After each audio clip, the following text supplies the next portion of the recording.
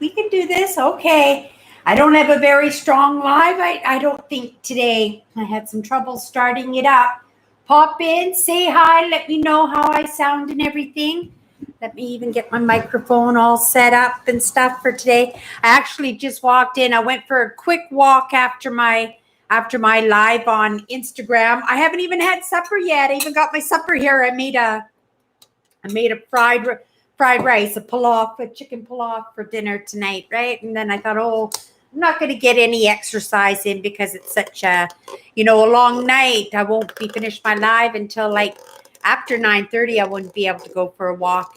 And I got kind of iffy. The other night, I got followed by somebody who was, hi, Andrew. I got followed by somebody the other night. And I could tell that he just wanted to get me and get my purse, right?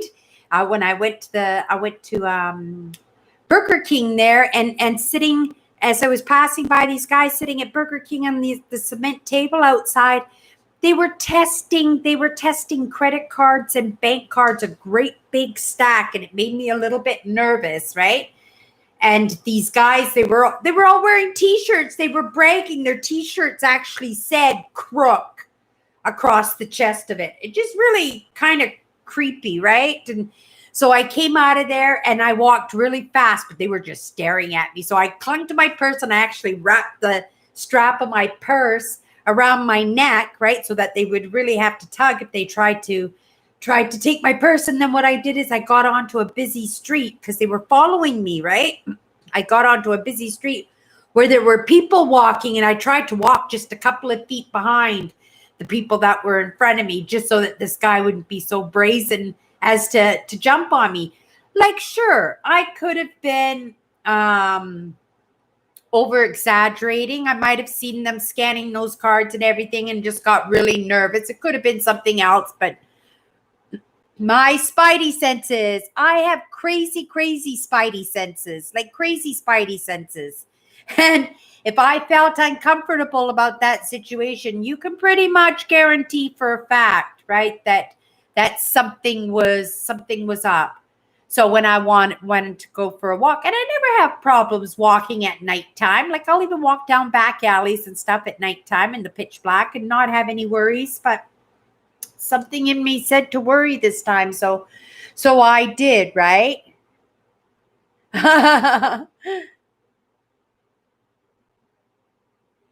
Right. It was something. He was a young guy. The guy who was following me was in his early 20s, but to actually brag with the T-shirts that they were crooks and stuff. So it kind of made me nervous, right? And I was walking really fast to keep up with the couple that were in front of me. And this guy behind me, he was walking really fast just to keep up with me. So then I got an opportunity because I didn't want to make a judgment, right? I didn't want to make a judgment against somebody that wasn't true. So when I came to the set of lights, I crossed the street just to see if he would follow me. And he stood there at the street, but I kept looking back at him. Right? So I knew, right, what he was up to. He knew I was on him. And he got on the cell phone, and then he just turned around and he walked back the way he came, right? He just turned around and walked the way he came. So it took a little bit of relief, So I purposely actually kind of let him know that I don't know what you're up to, buddy, but I know you're up to something, right? I know you're up to something. Yeah. Is it, Andrew? I don't like to judge no matter what. Like the groups that I hang out with and stuff, they don't like judging at all, right? And because I grew up as somebody judged my whole life, I was being judged, right? Being judged by the kids at school for wearing secondhand clothes, being judged by the kids for being overweight, right? Being judged from my mom for who knows what, being judged by the teachers for why I couldn't concentrate on things at school. It was all just a safety thing, right? Like I was too busy watching what was going on around me, making sure that nothing was up, that I just couldn't concentrate on class, right? I wasn't very good in school at all. And then I do mindset and mindfulness, and it totally explains as to why I did so bad at school. Excuse me. I was eating some fried rice, trying to stuff it down before I went live tonight, right? Yeah. So, Andrew, did you get my email, Andrew? Did you get my email? I couldn't believe it. I went down to the mailbox the other day and I could not believe that you had done that for me. Thank you for the coffee tonight, Andrew. You bought my coffee tonight. Isn't that cool? Oh, you never checked your inbox. Oh, you don't check your mail very often. I sent it a few days ago. I don't check my mail very often because it's like no news is good news with me, right? So I get kind of nervous that there's going to be some bad news for me if I go check my mailbox. So I wasn't checking my mail. Well, I'm glad that I didn't because, this money was much needed. It came at a very good time. It came at a very good time, and I'm very grateful for it. Andrew, you couldn't afford to do that, but I couldn't afford to say no either. I couldn't afford to say no, and I'm very, very, very grateful. Very grateful. Very kind of you. Very kind of you. Like, I don't ask for help, but when I saw that, it just like, and you know how much it was in Canadian money, Andrew? It was $254 in Canadian money, like an extra $50. Like the American dollar is still doing very, very good compared to other dollars around the world. So that's some encouraging news. Don't you think that's some encouraging news? Right? That's a lot. That's a big difference. Yeah, $50, $54 more. So I thought that was absolutely amazing because I thought that things were going on in the States so badly, that things were so bad that the American dollar was really, really suffering, but it doesn't look like it has been suffering too much yet, right? How's your week been going, Andrew? How's your week been going? If you pop in, say hi. Let me know where you're from, right? Andrew's one of my moderators here on my channel. Every Sunday night, he yaps more than I do. He's a big yapper. And if you need a prayer sent your way, he's happy to do that. And yeah, this week, Andrew sent me a few dollars to get me by. Like, it was such a miracle. Like, I had no money in my pocket. I didn't even know how I was going to get by with groceries or anything. And yeah, it was absolutely a miracle. Yes. Thank you. Thank you so much. Oh, Kathy's here too. Hi, Kathy. Did you hear, Kathy, what did I email you about what Andrew did for me? Andrew sent me one of those checks like he sent Nancy, right? Yeah, and Andrew, just the sweetest, and it came at such a good time. It was so needed. He bought my coffee tonight. He bought me a coffee, and I better peel off my sticker. You get 7 stickers, and you get a free coffee. Do you have these in the States, Andrew? When you go to McDonald's, do you get a little sticker on the side of your cup? And then you fill out the card, right? So you get these cards on the side, and you peel them off, right? I've got a card going, but yeah, so they just peel off, and then you just put the sticker, you just stick the sticker on it. I'm just going to stick my sticker on my computer right here because I've got cards on the go. I got cards on the go already. Look at my hair. It's such a rat nest. It was so windy outside. Like the wind was so, like even now, and the 2 branches have untangled. The one branch that was stopping this branch from hitting my big picture window during the wind, it came untangled. So if we get another good wind, it's quite possible that I could lose my window because there's a branch now right against my window. And the wind was going today. It must have been going like 80 kilometers an hour. It was going really, really fast. Oh, and I get seniors coffee. When you hit 55, you get to do seniors coffee. So I do McDonald's instead of Tim Hortons because it's almost a 50-cent difference and their coffee is just as good. I love McDonald's coffee just as much as I like the Tim Hortons, right? I'm not a big fan of the Starbucks. I'll drink the Starbucks coffee if there's nothing else, but I'll always ask them to leave an inch off the top of the cup and then just to add some tea water to it, right? Just so it's not so strong. You don't go to McDonald's ever? Have you ever been to McDonald's, Andrew?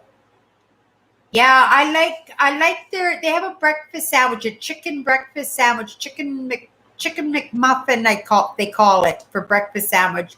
And they're really cheap. So if you have one of those for $2.50, it's enough to keep you full all day long and you feel like you're actually getting some protein in you and everything because they use real chicken breasts, right?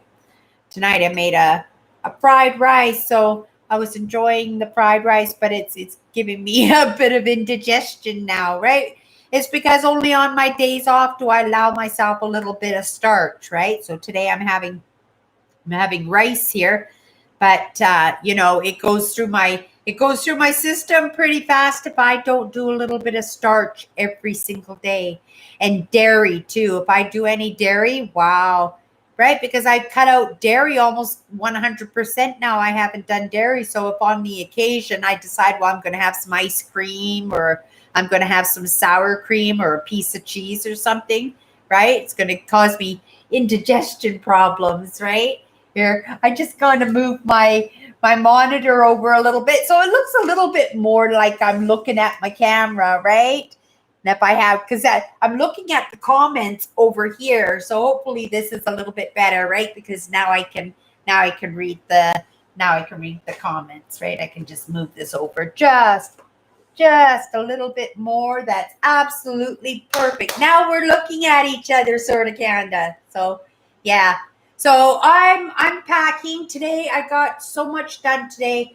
I started taping up my packing boxes. I went and I packed away all my summer clothes. So I think I'm going to have to bring out maybe a couple of light sweaters or long sleeve tops or something because I'm going to be here for another 3 weeks at the very least. I'll be here for another 3 weeks. So there's going to be some cooler days. It's kind of cool out there tonight. I just got back from my walk and I could have worn a heavier sweater out. It was kind of cool, right?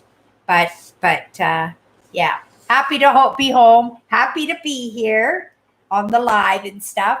And I actually did an IG live. Andrew, did you get to go and see that live that I did with Nancy? You can just Google, if you like, Google Instagram and then just punch in her tag, right?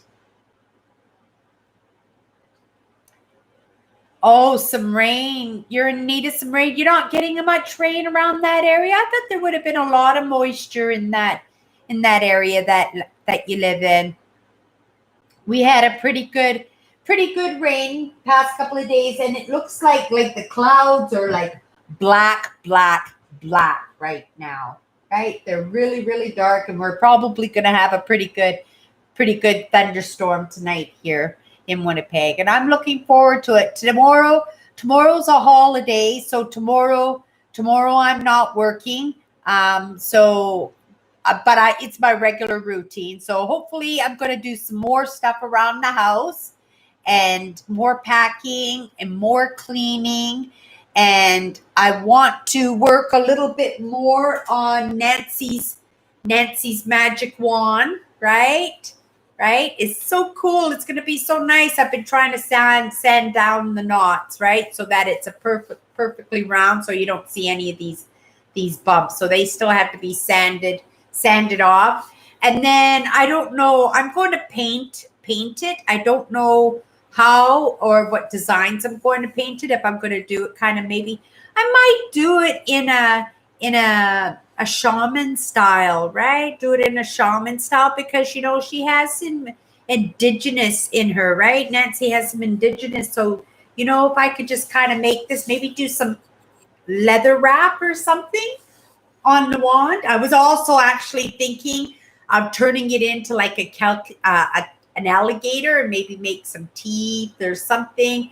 I don't know. I thought it might be good for her this way because, it's a little bit of support for her hands this way too, right? When it gets to the point and she'll still be able to whack people with it if she wants to. But yeah, so I want to finish that one up. I've got two here. One's ready to be shipped. One of the canes I do walking sticks and canes. If anybody doesn't know that I do walking sticks and canes as a hobby. Hi, Martin. Thank you so much for popping in tonight. Right? Yeah, so Andrew, you're next. I don't have a stick. Unless you want a walking staff. I don't know if you're a walking staff kind of guy. I have never done a walking staff. I really want to do a walking staff. But if you're not like Moses and you don't go out into nature, I would. And because you have the bad knees, Andrew, because your knees aren't good, I would like to do a cane for you, Andrew. Yes, I would like to do a walking stick for you. Even if you don't use it now, you'll do it when you're older. This one is ready to ship. I'm sending that one out to Andrew or to Owen. And Owen should be here shortly, I'm sure, right? He's been late the past couple of weeks, but he gets his mother settled in and stuff for the night, right?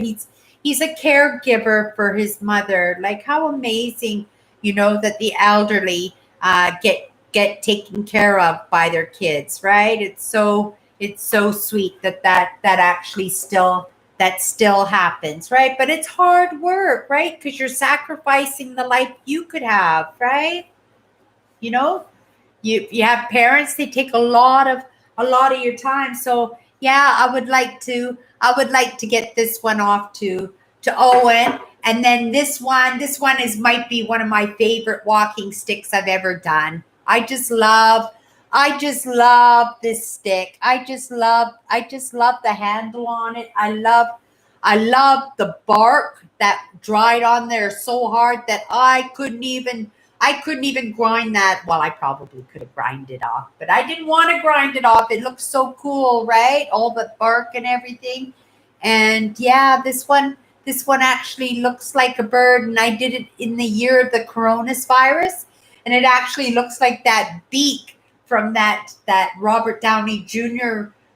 Movie that he did about the plague, right? He did a movie about the plague. But this one, it's really cute because you can put some leather strapping through there or a chain through there and hang her keys off of there or hang a water bottle or something off. So yeah, my friend Karen, and she actually lives in Manitoba, and she's a follower of mine out of Manitoba. She actually has a YouTube channel too, Karen Pruden. You'll see her every once in a while. She pops into my lives, but yeah, she's coming out, and we're gonna have a little bit of a visit, and she's gonna pick up her walking stick. If she doesn't get it like before I move on, I'll be sure to take the stick with me wherever I go. I'll be sure to take her stick with me. So no worries. No matter what, you guys are going to get your sticks, right? And then I'll do the next stick I'll do for Andrew, well deserved. And then hi Melvin. And then yes, I'll start cracking on a stick for Andrew. I might have some sticks drying at my brother-in-law's house, but at the same time, we had some pretty good storms this past winter, and the summer was pretty hot. So there's a good possibility that some of those storm. Actually, I know a couple of back alleys where the guys went and they made big piles of sticks. So I'll be able to go and on my walk tomorrow. When I go for a walk tomorrow, I'm going to go and find your stick, Andrew.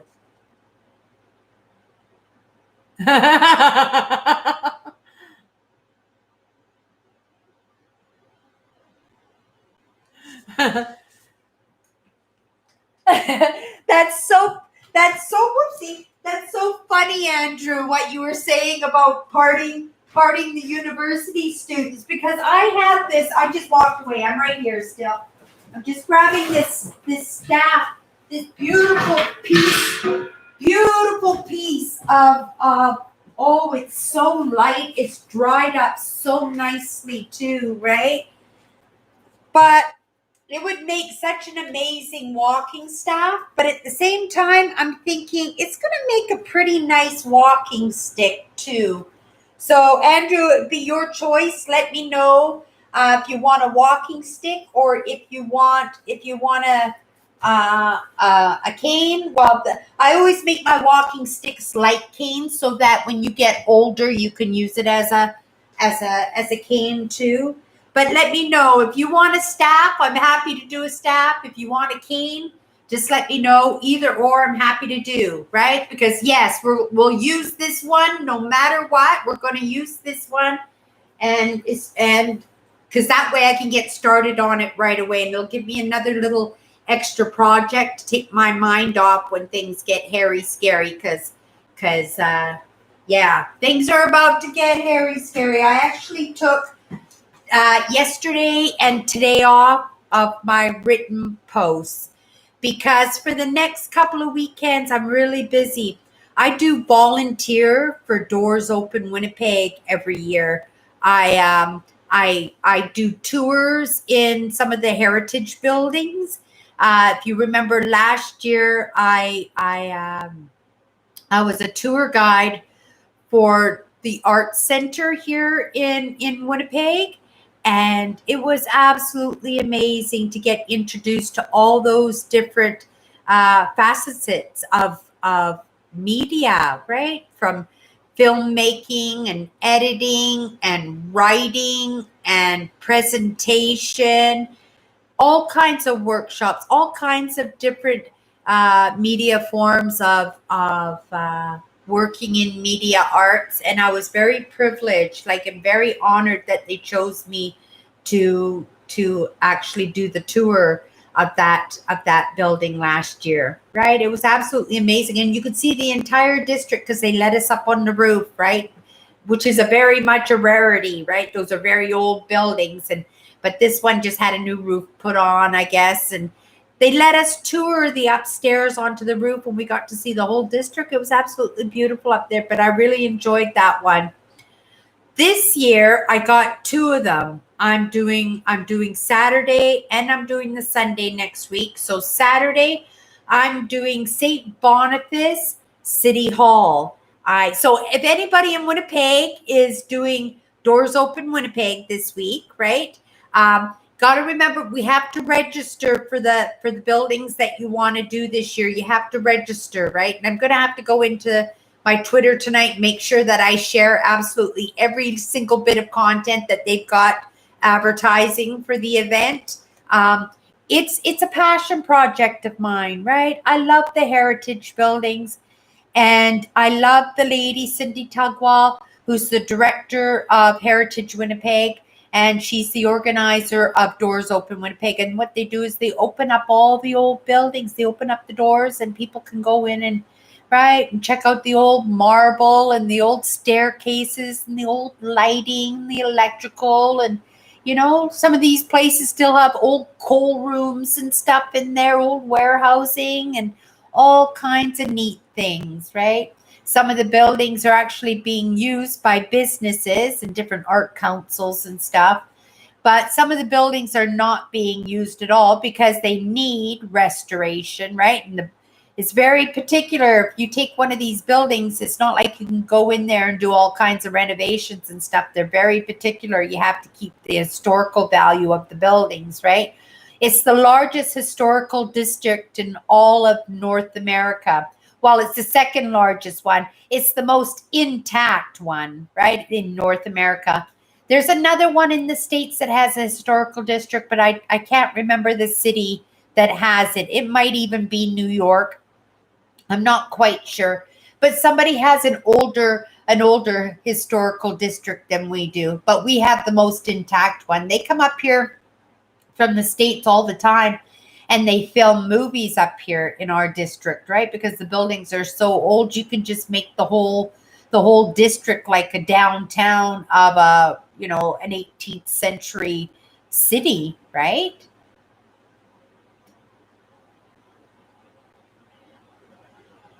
Right. Definitely, Andrew. Just staying connected, just staying involved in my community, still giving back, still providing value, and doing something that I love. Like, I love to help them out. Any way that I could help them out, I'm more than happy to. But Saturday, I got the City Hall in St. Boniface. The St. Boniface is part of Winnipeg now, but at one time, it was its own city. It was the French, right? Because the English were on one side of the river and the French were on the other side of the river, right? That's how we treated it. It's just not black lives and stuff. Like, we all have prejudices, right? We like things to be the same as us, right? That's networks. That's what networks are for. That's what your friends are for. Like, they're supposed to be people like you, right? They're supposed to be like people like you, and we have to learn. This is a multicultural country. It's actually a multicultural continent, right? All different nationalities. I've always treated everybody the same. I always had this saying, like, I treat people how they treat me, not how they treat other people.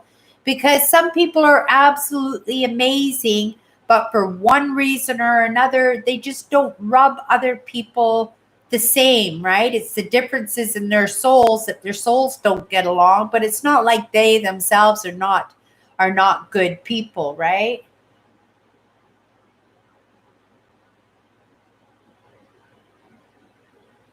Wouldn't that be fun to go back in time? Yeah, Kathy, it's absolutely amazing. Like, absolutely amazing. When I did the archdiocese, was it last year I did? No, the year before I did the archdiocese, right? The very first bishops and archbishops and stuff that came to Manitoba with the settlers, right? And the Grey Nuns had their nursing and residence right next door. And I opened up that closet door and I saw that carved door that Louis Riel walked in and out because he had many meetings. And actually, he was being harbored, I think, by part of the archdiocese for kind of doing meetings with him and kind of trying to make it so that he couldn't get caught. Right? They knew that he was going to get hung or executed or something if they caught him. Right? And he did so much good, Louis Riel, and Louis Riel was actually, what do you call, half breed, right? He was Métis Indian, half French, and he was half English, right? And there was a lot of Métis during the fur trading days. They used to call them winter wives. I know it sounds terrible, right? They called them winter wives. The guys in the Hudson Bay Company, the fur traders, the guys who worked the posts and stuff, they would take what they called winter wives, and they would be wives, and they would have children with these wives, right?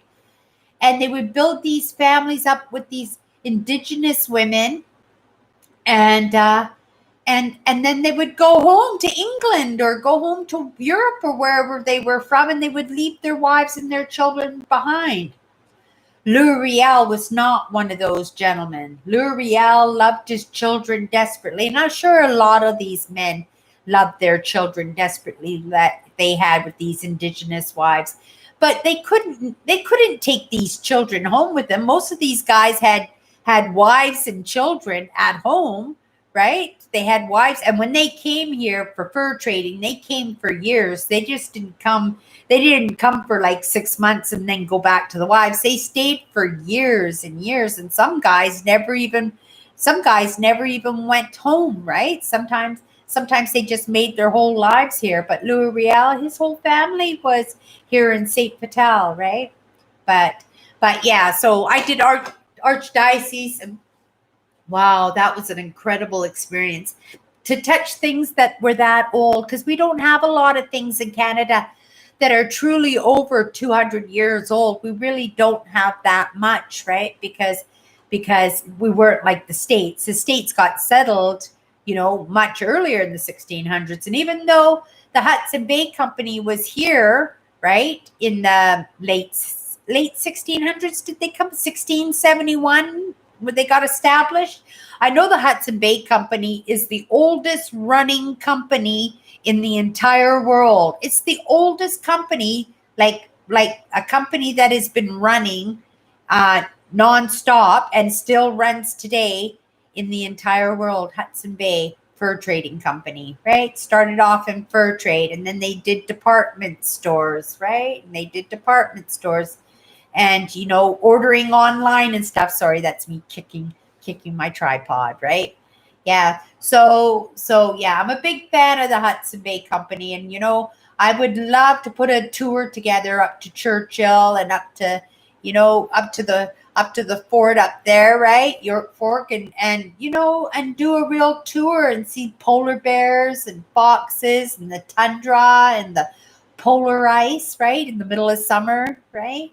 Maybe take the ferries and stuff, because the boats run in the summertime and stuff, right? But yeah, I do love Doors Open Winnipeg. It's one of my volunteers, and I don't volunteer very much, but this one has my heart. Now the other one I'm doing on Sunday is the Maharaji Hotel, which has also been around for over 100 years too, right? This hotel. I actually, when I worked at the plastic plant, I don't know if this is a story to tell, but I worked at a plastic plant, and one of my favorites, and now this is a good lesson for everybody, not to judge a book by its cover, right? Because he was the sweetest guy, always polite, always gave me a tip, always stopped and chatted with me on his breaks and spent his own time chatting with me. Just an absolute sweetheart. And this again, when I'm saying, you treat people how they treat you, not how they treat other people.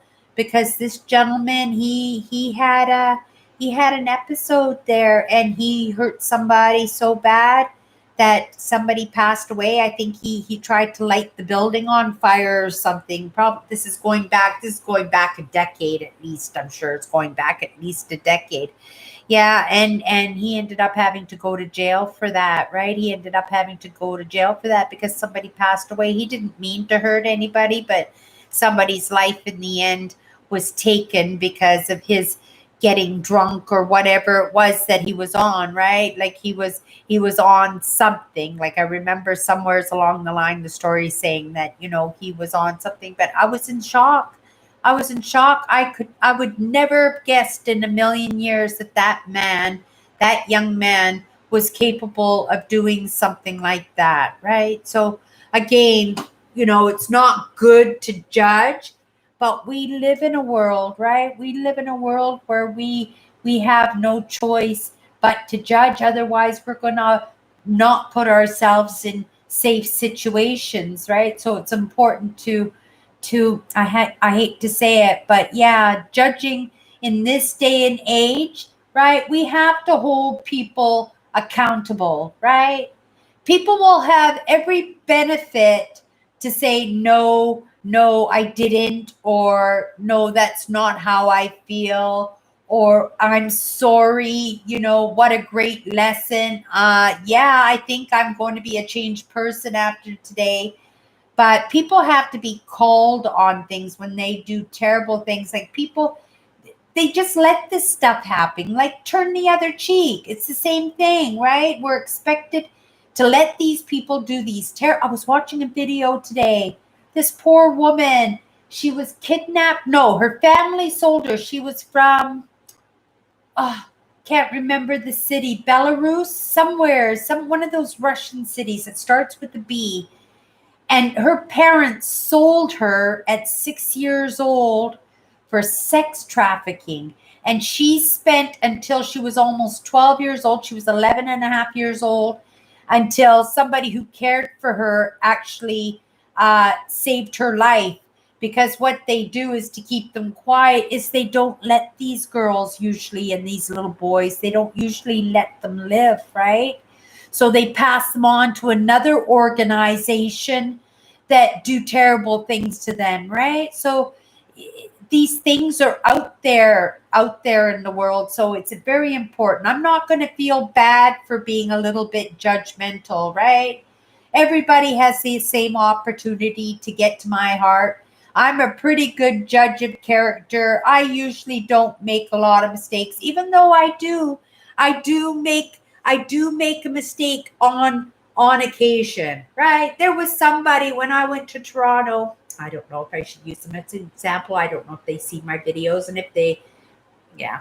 But anyway, there was somebody there, and I thought, this person was going to be very arrogant. He was going to be very mean and straightforward and businesslike.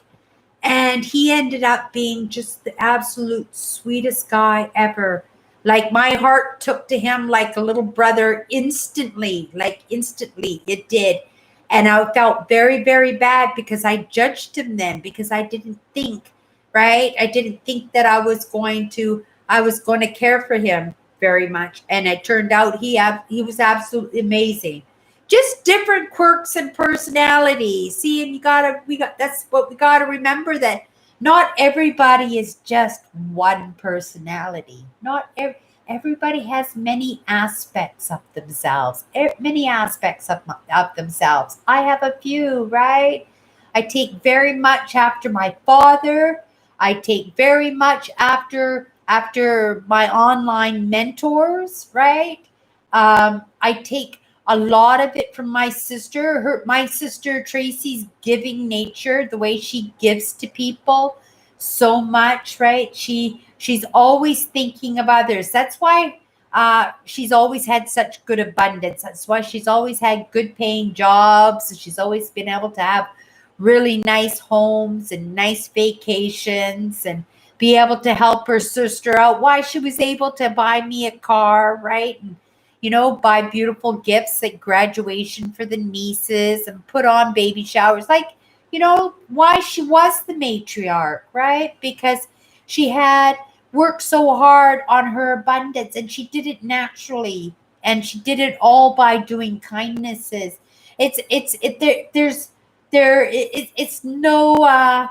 no mistake as to why I got the word kindness, because I want to emulate my sister. Like, the way I felt about my sister, I would do anything if people felt that way for me, right? Or felt that way about me.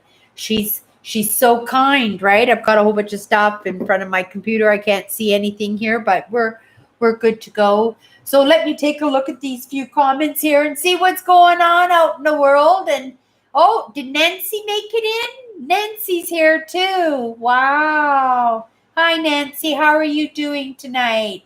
How are your friends doing in Louisiana? How's your friends doing? And how are you doing? Yeah, I'd love to hear.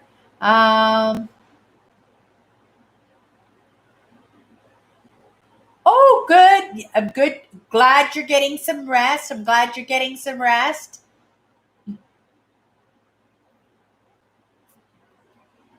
Yeah, going back in time. Wouldn't that be fun, Andrew, to go back in time? I always thought it would have been good to go back to the 1800s, right? The 1800s, plumbing had been invented, so you would have had running water. You would have been able to take baths whenever you wanted to. The machine age was starting, right? So going back in time. Wow. Yeah, so living like real pioneers, right? Living like real pioneers, but still no electricity, no running water. And hopefully when they get all that up and running, once they get the water running, I hope the rain or the water is going to be nice and clean, right? Yeah, I hope the water is going to be nice and clean when it gets up and running, because usually, yeah, storms like that. And once it gets into the system, right, into the reservoirs and stuff. Yeah, I'm wishing them best. I'm sending them, much love, and I hope that everything goes well, right? The insurance claims go well, and And I know it's really sad. I know it was a 200-year-old house, but I thankfully nobody got hurt, right? That's what's most important in the end, that nobody got hurt, right? Yeah. So it puts a little bit of a slowdown, a little bit of a break on you moving out, but as long as we can keep a roof over your head for the time being, right? And until it's time for you to get moving. Let me have a sip of my coffee.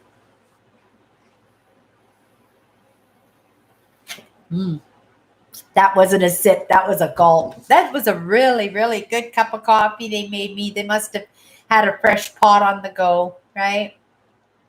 You wouldn't believe this tin of coffee that my sister got me. I got to show you guys this tin of coffee too.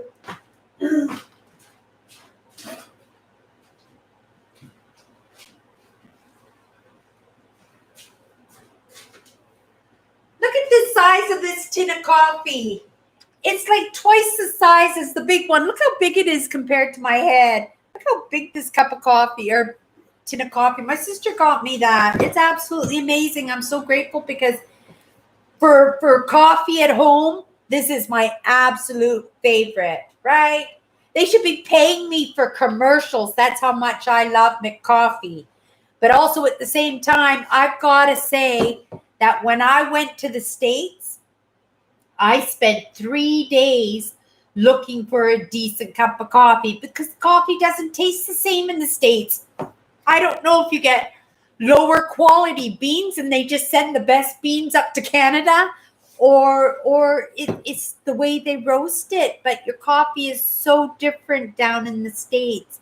Like even when I went to McDonald's and stuff, I noticed that the burgers and stuff were different too, right? The meat tasted different and everything. But I mean, it's a different country. You expect things to be different, but because we have McDonald's here, I just assumed that it was going to be the same when I went to McDonald's in the States.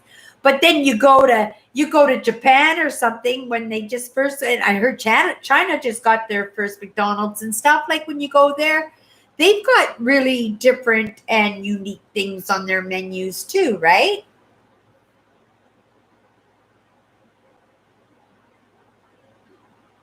Oh, okay. Well, hopefully it's not too long now before they get their electricity up. That would be some good news for them, right? Because they're probably their phone bills are absolutely crazy now because they've lost their electricity, their internet, powering their phone. They're probably staying in hotels or friends and yeah, trying to. Were they able to save very much, Andrew? Were they or Nancy? Were they able to save very much in the way of their belongings out of that house? I know you said it got totally wiped out, but were they able to get in the car and go driving and pluck things out of the bushes and in the trees and stuff? Were they able to find stuff?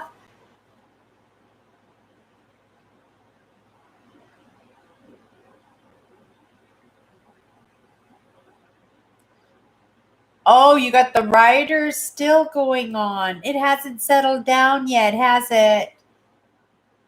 Oh, they lost everything. Oh, Nancy, that's so sad. I feel so bad, but I'm sending amazing mojo to you. I'm sending amazing, right? Right? Amazing. Amazing, right? a little bit extra, right? I say this little saying to the cat when I'm really, really happy and I want things to go really, really well during the day. When things are going really well, I go chicka, chicka, chicka, chicka, chicka, chicka, chicka. And I'll do that numerous, numerous times a day, right? It's my little bit of light language that I do, right? I go chicka, chicka, chicka, chicka, chicka, chicka, right? And things get better. Things move. When things don't move, they just feel like they're in a stalemate and stuff, right? When I'm thinking or doing stuff or a thought won't come to me or an answer won't come to me, I do that and then it comes to me. The past couple of nights too, when with my written posts, right? I've been so tired and so burnt out and physically I know I'm trying to do a good job, right? I know I'm trying to do a good job in my job. I'm doing a great job. They really like me there. And not only do they really like me there, but they gave me a milk crate. And they said, Cindy, anything comes in and you want it and you want to pay for it on payday, you put it in this milk crate and you fill out this form saying what you're taking, right? And then you get 30% off staff discount, and then you get 40% off different ticketed items. And sometimes they put on these big 50% off sales or but everything is priced so cheap anyway. Cheap, cheap, cheap. I got a pair of $300 denier leather. Hold on, guys. Hold on, hold on, hold on.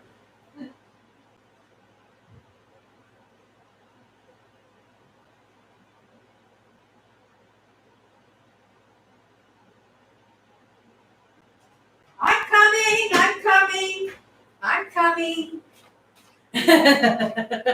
I'm stepping over the work that I did.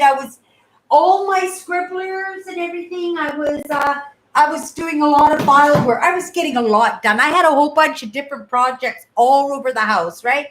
So that's how I like to get things done. I get a lot done that way, right? I get a lot done that way. What do I need to get done today? These are the 3 things that I need to get done today. And I'll write those 3 things down, right? And I try to make them gooders, right? Today, I wanted to get my summer clothes put away. I wanted to get some laundry done. And I wanted to do this filing. And this filing I knew was going to take me hours because we're talking 3 years. 3 years. Let's pull some of these out so everybody can see. 3 years of scribblers. Like, that's just a little handful that I grabbed out of there, right? But these are all full of my mindset and mindfulness and yeah, spilt coffees and yeah, like I like to take notes, but I never went through any of the books that were written in, right? That could be done at another time, even if I'm 80 years old. But all the loose paper I had to go through. I didn't throw that much. I threw quite a bit out, but I made sure that I wrote down what I needed to write down. And at the same time, I filed that away in another binder altogether. But I wanted to show everybody my leather pants. They're just spectacular. Like my denier leather pants, they're brand new. Like somebody bought them or got them as a gift and never ever wore them. I always wanted a pair of leather pants my whole life. A couple of weeks ago, I missed out on a leather jacket. I almost had the most spectacular leather jacket, but I didn't have any money on me, right? So I couldn't get it. And then I made sure I came with money the next time so that if it was still there, they only wanted $10 for it. And then I went and it was gone, right? The leather jacket was gone. But I'm going to take my time, right? These are the perfect size. I haven't tried them on, but I can tell that they're the perfect dress. They're dress leathers, right? Leathers. So if I were to go, like maybe if I were to go do a TEDx talk, right? If I went to do a TEDx talk, I could wear my leather pants and a nice leather jacket, like a nice skirted leather jacket. I'm going to keep my eye open for something nice, right? For something nice. I'm getting great scores. I'm getting amazing. I'm going to get a beautiful, beautiful designer wardrobe for a couple $100. It's going to be worth thousands of dollars, right? And anything, I'm going to pick it up. I don't try that stuff on unless it's clean, right? So I got to bring it home and wash it. So anything that I get that I make a mistake and it doesn't look quite right on me, or if it's too big or too small, well, I can sell it, right? If I've got this ice cream bucket, what's stopping me from collecting vintage items and stuff? And every time I have 50 cents or $1, pick up something that's worth $10 or $20 and then put on a big sale on eBay and make the money I need to take my trip up before the end of September. Oh, the end of September. I'll never make it up to Thunder Bay the end of September. It's going to have to wait until springtime now. It's going to have to wait until at least April, I would think, until the snow's all gone, because it's all up in the mountains and stuff too, right? Yeah, so there was still a little bit of snow when I went to Toronto No, there wasn't any snow. There wasn't any snow up there when I went to Toronto. So we'll see. We'll see. Yeah. I want to go do a test run. I want to go and get a bucket of amethyst. I want to go and dig for my own amethyst up in Thunder Bay. That's where the amethyst mines are in northern Ontario and in northern Manitoba, but they have more of them in Ontario, right? And they're easy to find because when they make the roads up there, they have to blow the mountains up, right? They have to blow the roadways out of the mountains, and then that's how they find the amethyst. They run in veins, right? And there's one amethyst mine that I want to buy. They want $2 million for this mine, but it's got a restaurant, it's got a gift shop, and then with me, that's where I would put my nature conference center. I would put it there and then build cabins all around the lake. And then all my guests could, dig for their own amethysts and mines and stuff. And I could do retreats and invite people. We'd have nice place to do gatherings and stuff, right? I'm really looking forward to seeing if I can make their goals, right? You make the goals so big, right? That you strive for them, but that doesn't mean that you're going to hit the goals, but you make the goals anyway. And if I happen to be that top 1%, right? If I happen to be that top 1%, then yeah, for sure, I'm going to get an amethyst mine and I'm going to go up 1 month in the wintertime, right? To work on the conference center and the nature retreat, right? I'm going to work. It's going to be designed. I'm going to have it professionally designed. I've already got ideas of what I want in there. I want little cabins. I want a great big theater in there so that people can come in and do talks in there. I want part of it like a hotel setting, right? So people can stay in the hotel and then just walk into the conference center. I want to have like canoes and a lot of outdoor, and I want paths and all kinds of neat things, right? But all set around mindset and mindfulness, all of it. I don't even want fishing. I don't even want people to kill the fish. It's going to be a no-kill zone. No fishing. No fishing. Nothing gets killed. We'll just order everything in. We'll order everything in. But yeah, so 1 month working on the resort, and then the summertime, 1 month of digging amethysts, so that during the winter time and springtime, I can sell those as part of my brand, the crystals, the beautiful purple crystals, right? As part of my brand to help support my brand, right? And to help promote my resort. So that was kind of like the plan for that, right?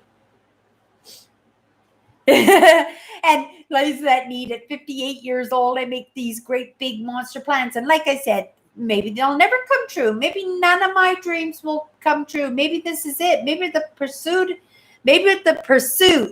is me fulfilling my dream, right? And I'm good with that. I am good with that because no matter what, I have bettered myself. I don't have to repeat. Like, I'm thrilled absolutely to death. I do not have to repeat the life that I have. Next time I come in, that's it. I want to be awake to this whole new world by the time don't want to wake up too early, right? But I would say by the time I'm 20, I would think, right? Maybe even a little bit earlier. Maybe in those rebel years would be a good time so that you could spend that time exploring and, appeasing your curiosity and experimenting and stuff, right? And get some really neat insight. I don't know. All things to think about, right? All kinds of things to think about.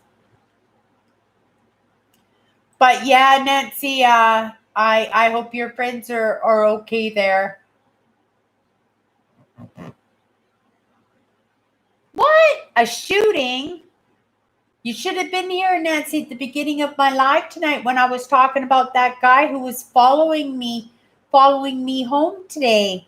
Or not today, yesterday. He was following me home and just knew he was trying to snag my purse. I just knew it. I don't know how I knew it, but I knew it. Like I knew he was, right? And I tried not to judge, but I could just tell. And I kept looking back at him, and he was trying to keep pace with me and everything. And then, yeah, I ran across the street on when the light changed, and he stood there and stared at me, and I stared at him, letting him know that I know what he's up to. Don't even think to cross the street. Then he got on his phone, and then he turned around and he walked away the way he came. Right? I knew he was up to no good. I knew he was up to no good. Yeah. It drives me crazy when I don't have an elastic band for my hair, for my ponytails, right? Because when I'm at home and stuff, I just like to leave it just hanging down. It's healthy, right? You know, the elastic bands are not good. It pulls out the hair, right? And yeah, look how long my hair is. My hair is getting really, really long now. Like I remember it was just over a year ago. I had like a pixie, right? My hair was like short, right? I'm not going the dark hair again. I'm never going. I might go a short hairstyle again at some point, but I'm going to enjoy my long hair, right?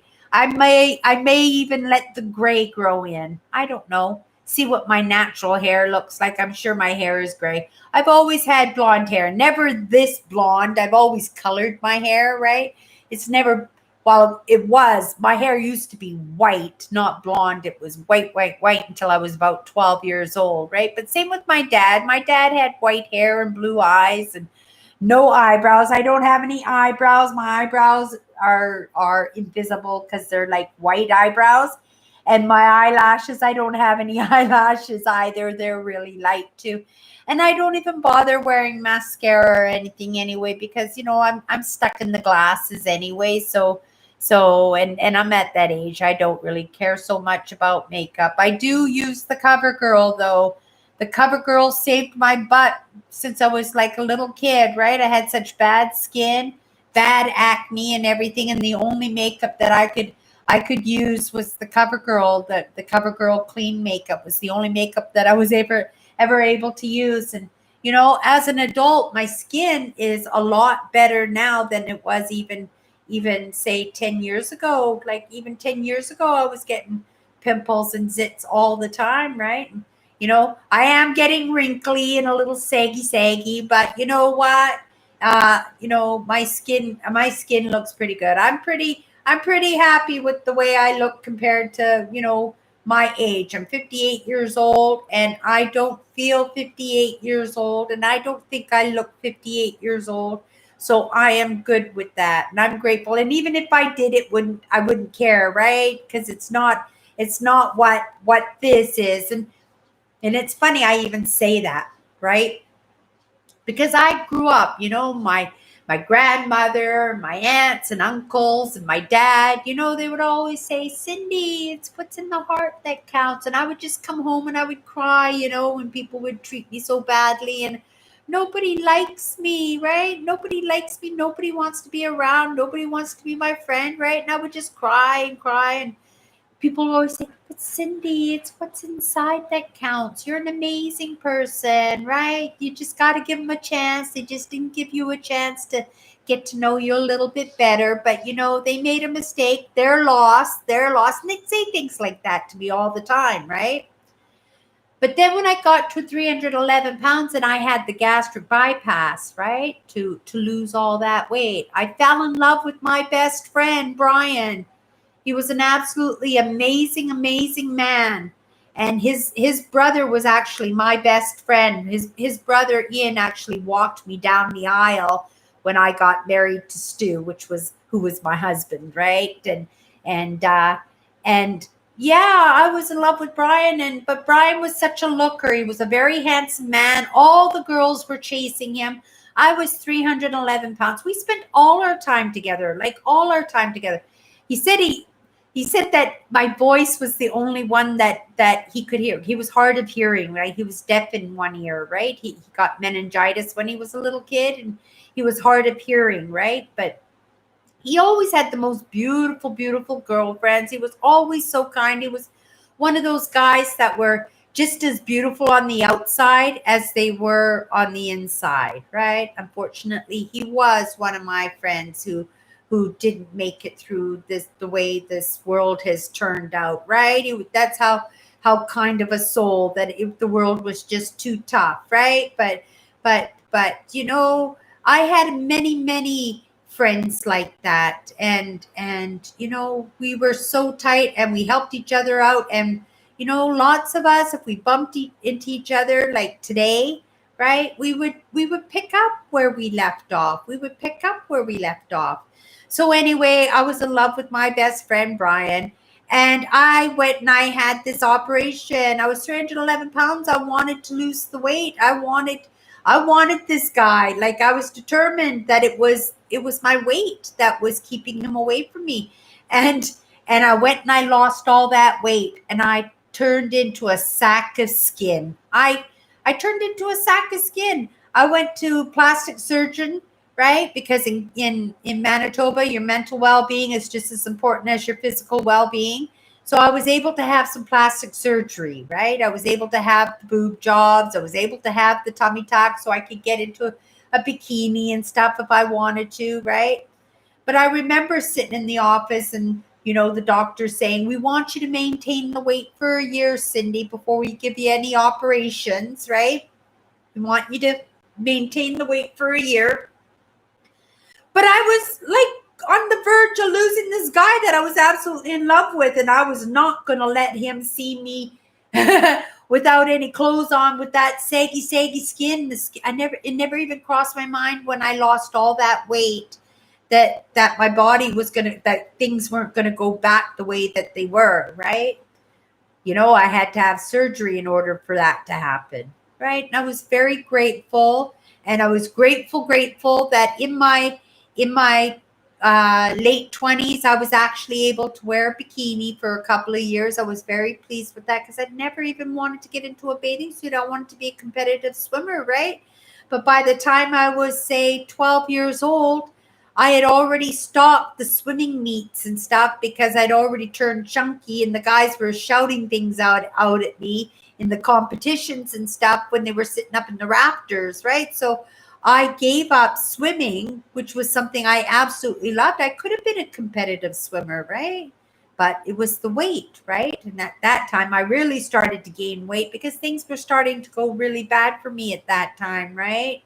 And then at the same time, as a teenager, I got all screwy and I guess puberty at the same time. So I just let my mind take off with all this stuff.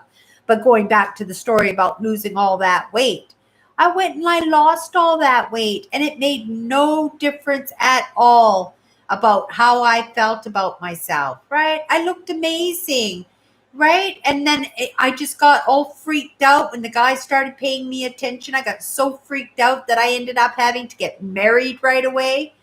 I don't know if I had to. I would have married this guy no matter what. Like, he was everything I could possibly have dreamed for at that point in time.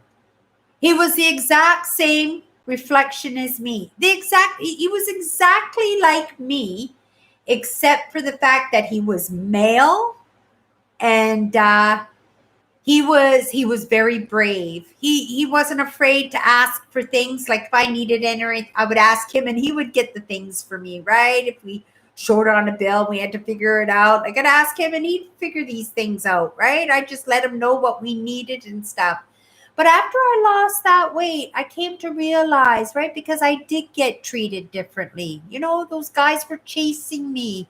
The girls changed too. I wasn't a threat when I was 311 pounds, but I became a threat when I lost all that weight. So then the girls treated me differently too. So I came to realize that, it does make a difference, right? What's inside, it is what matters. Yes, it does.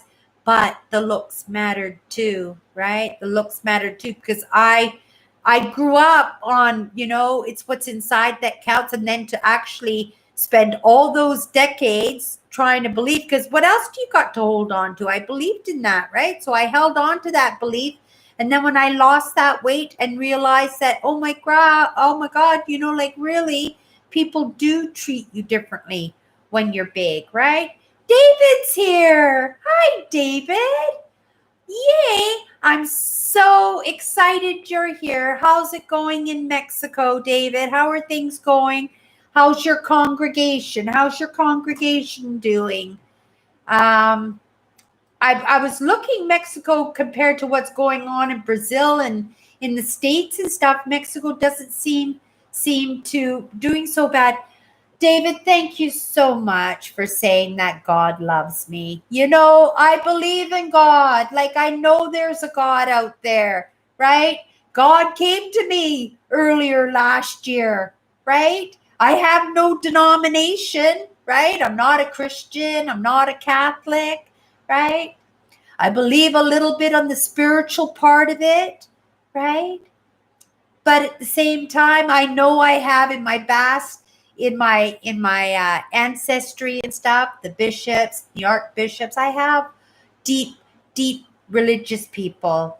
But I myself was always an agnostic. I guess it was my childhood, right? Losing faith in mankind and something. And then when I was 57, I was 57, right? And when I was 57, God said, okay, Cindy, you need to know that I'm here, right? You need to know that I'm here. And God gave me those experiences, right? God gave me those experiences to let me know that he was here. But he didn't ask me. He didn't say, Cindy, you have to be a Christian, or you have to be a spiritual person, or you have to be a Hare Krishna or a Muslim. He didn't give me any specifics, right? He just said, I just want you to know that I'm here, right? And that's why I'm here. That's why I'm spreading this goodness myself, right? That's why I'm spreading the word of kindness and treating each other well, because, you know, I don't think if I hadn't given back to the world the way I did, right? When I doing those videos for my followers and, you know, making friends with my followers and learning the mindset and the mindfulness and, you know, building on my values and stuff, right? God probably might not have been real. Probably might have, doesn't work. Probably, right? Probably wouldn't have realized it in me, right? I probably would not have woken up. I probably would have gone until my dying day being an agnostic, right? Yeah. So I am grateful. I am grateful that I had those experiences, that I know without a question that there is something more. What it is, I don't know, but there's definitely something more.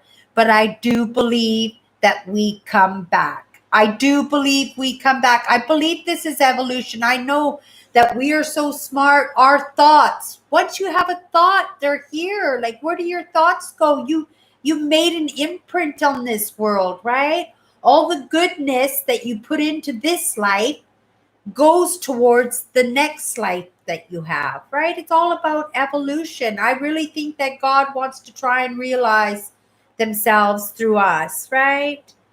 Like, whether it's female, male, probably no denomination at all. And we're just all in different levels of realization of that, right? Like I said, I might have gone through my whole life not realizing that there was a God. I might have gone through my whole life not realizing that there was a God, when truly that there was. And I got experiences that cannot be denied. And one day I'll share it with you guys.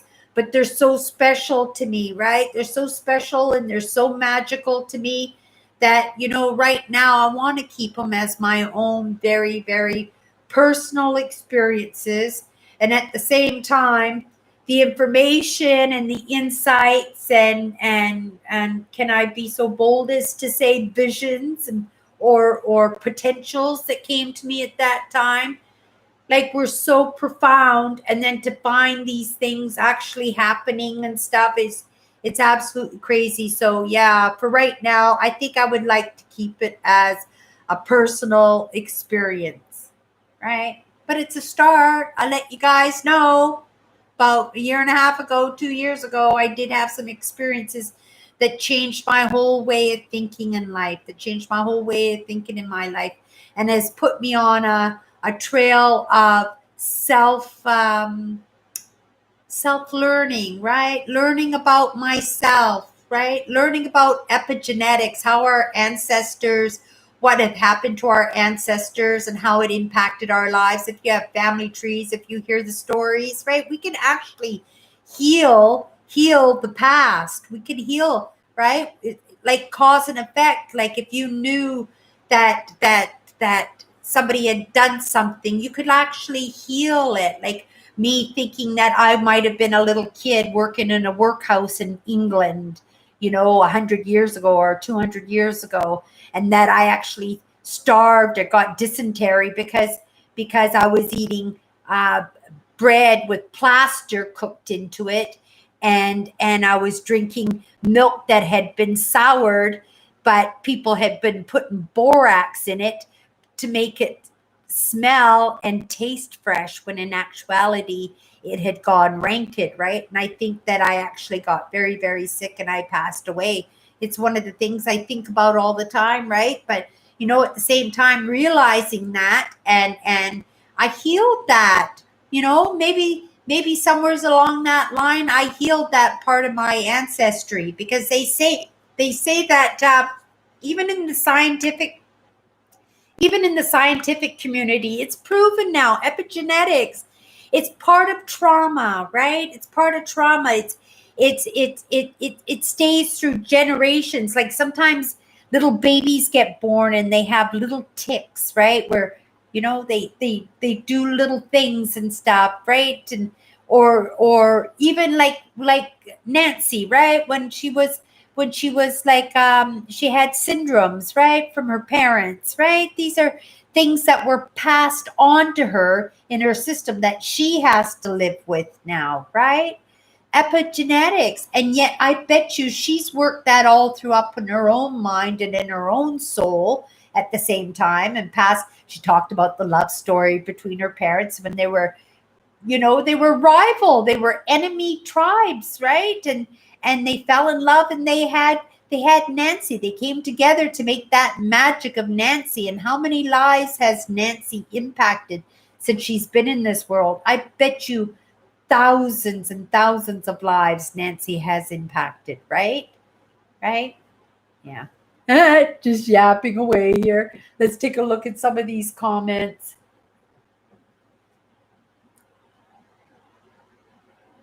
Oh, so it's in your neighborhood now, too. You haven't gotten this yet? David, thank you so much for saying that.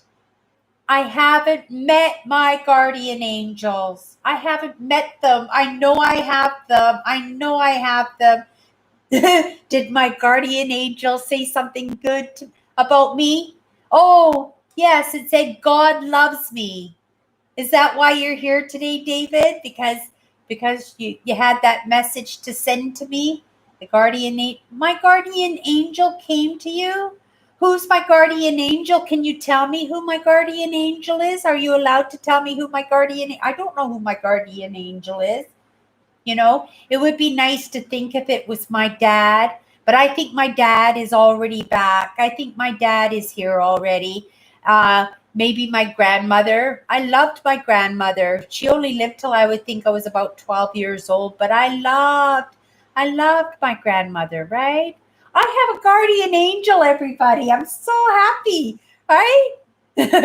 But you can see where my beliefs lie, right? And I know I'm meant for something bigger. I know that I'm meant to put good things out in the world, but I don't know what it is. I don't know.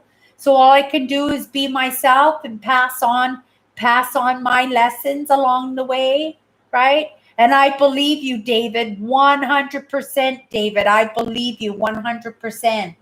Thank you so much for passing that information to me. And I'm so sorry to hear about your neighbors. I'm sending well wishes. I'm sending well wishes to your neighbors and to you too, to keep you safe, David. Right? You're doing You're doing very, very important work, and you're doing it from a chair too, right? You're like, everybody is suffering so much, like, and then I'm ready to go myself, right? And give what I can give at the same time, but I'm still here, right? But I know the moment it comes to me, and says, Cindy, start moving. This is your life. This is the plan. Get going. But at the same time, maybe I'm not listening because I heard my guardian angel one time. I don't know if it was my guardian angel. I heard a voice just one time. Only one time I heard a little voice, right? Right? I get these little thoughts, right? When you're tired, like go to bed. But they're not voices or anything. They're just knowing. But I did have a voice one time, and it said, Cindy, stop it. That's a disgusting habit, right? Not with any personality. It was just kind of like, Cindy, stop it. That's a disgusting habit. I was picking my nose at the time. And I never did it after that. Now I always make sure that I have my Kleenex right here, right? Because it was clear as day. It was a voice. It was clear as day. And I never heard the voices again since. Right? But I made note of it. I actually wrote it in my journal when that happened because it freaked me out. I couldn't believe it. And it freaked me out so bad that I never picked my nose like that again. The way I was picking my nose, I never did it that way. Obviously, you got to pick your nose because you got to get it out, but grab a Kleenex. I know that sounds funny and everything, but yeah, that's what it was. Another time for another sip of coffee here. So what's going on with everybody else out there, right? Blessings to all of you guys. Like, seriously, if I'm able to give that magic touch and do it myself, I would just love to send it out there, right? I don't get it right, but I assume at one point that something will come to me and something will click, right? I haven't been meditating, and I was thinking about that actually today. I was thinking about my dad today, right? I was thinking about my Owen. Hi, Owen, dear.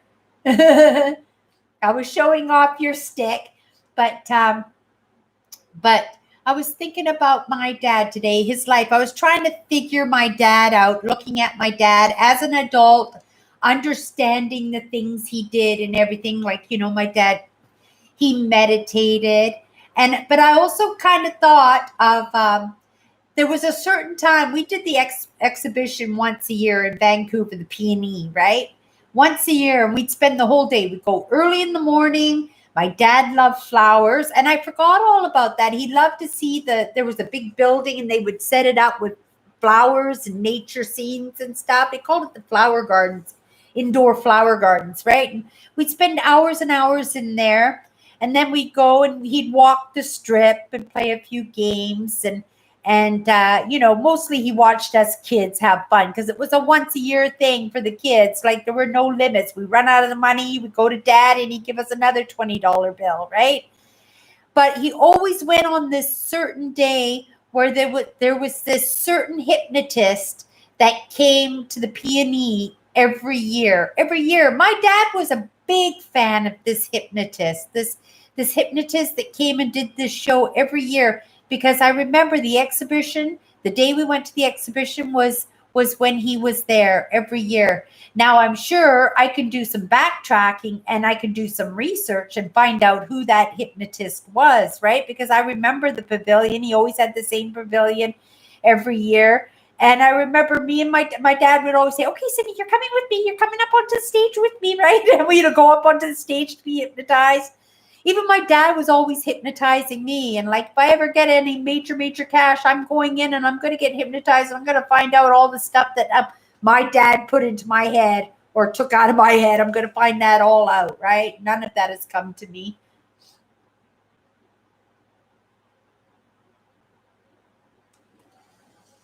Intercede on for what? What do I need to do?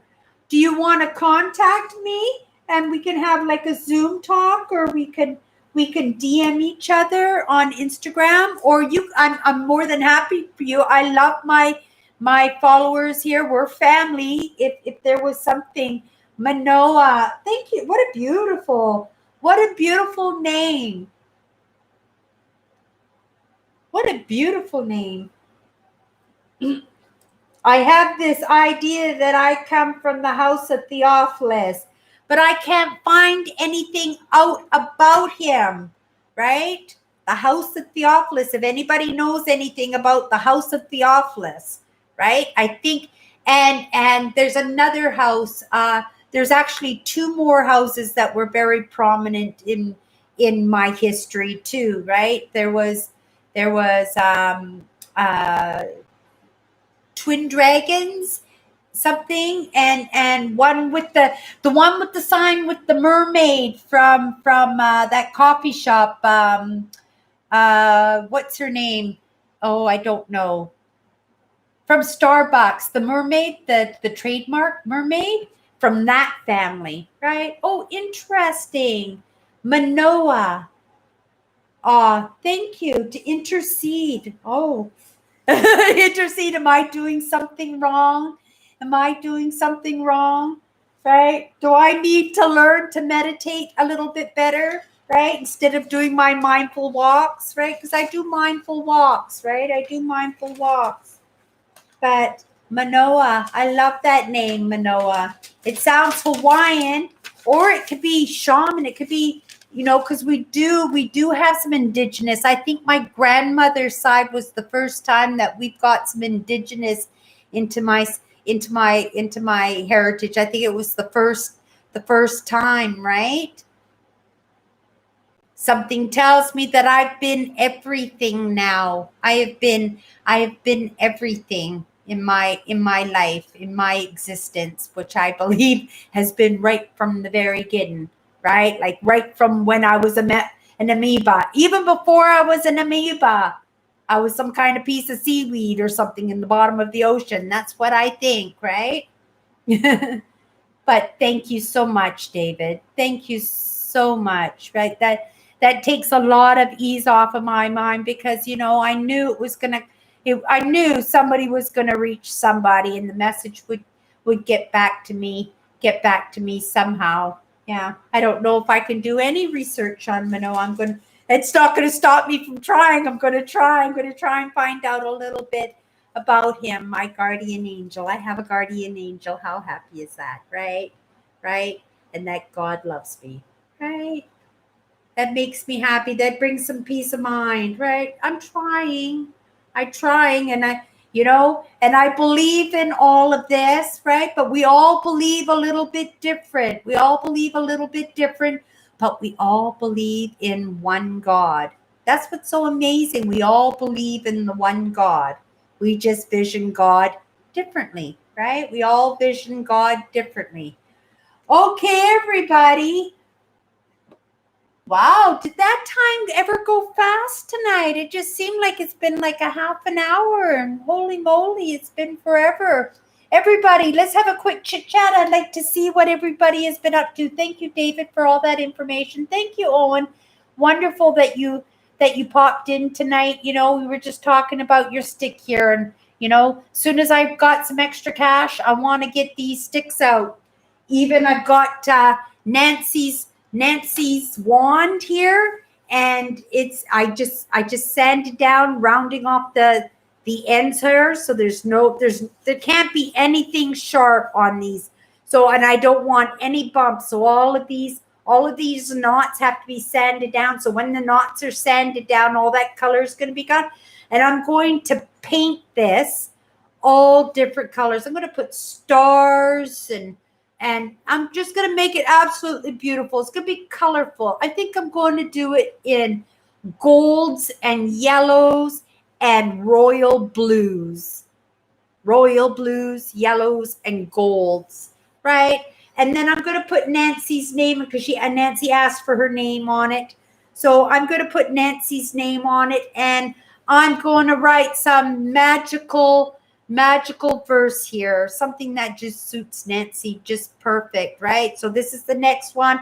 And then the cane after this next one goes to Andrew. Andrew is the next cane or staff or whatever you want me to make that stick. I'm not sure what kind of wood this, it dried out pretty light, this stick, right? It's very, very light. It's very light. It might be a piece of aspen, right? But it's got some beautiful dark, you know what? This might be a diamond willow, right? I might be able to get some beautiful colors out of this, right? Yeah, but I'm gonna make you a beautiful walking stick or staff. Just let me know, Andrew, what you want me to do with this.